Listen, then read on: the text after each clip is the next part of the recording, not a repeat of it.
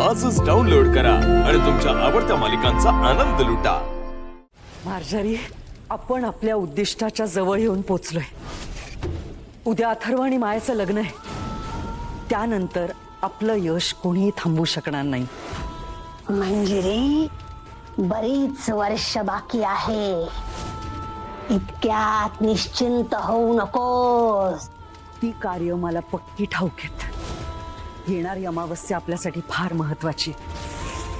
आई, लेक आणि नाथ यांच्यापैकी नातीचा बळी देणं बाकी आहे आणि ते मी या अमावस्याला पूर्ण करणार आहे।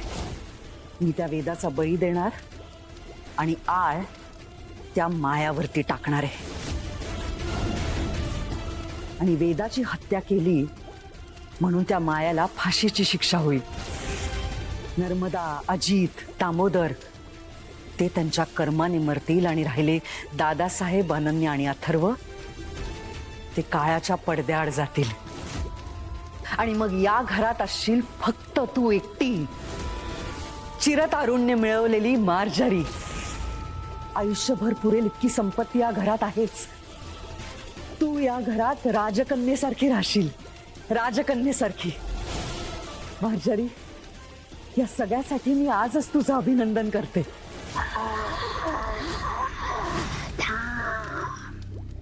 थांब मंजिरी, थांब। वेळेआधी कुठल्याच विजयाचा उत्सव साजरा करायचा नसतो। आत्मा आणि मनुष्य या जोडीला विसरलीस तू।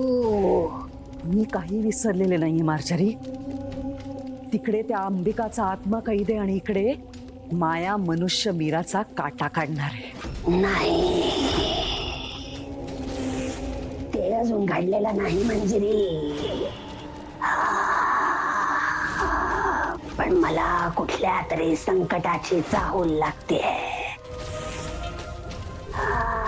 संकट काय आहे, कुठून येईल हे सांगता येणार नाही मंजिरी।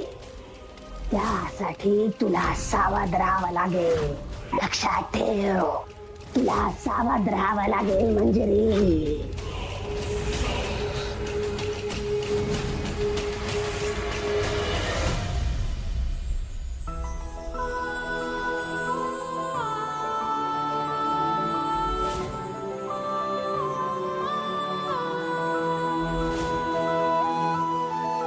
अंबिका, मला आजही आपल्या लग्नाची हळद आठवते।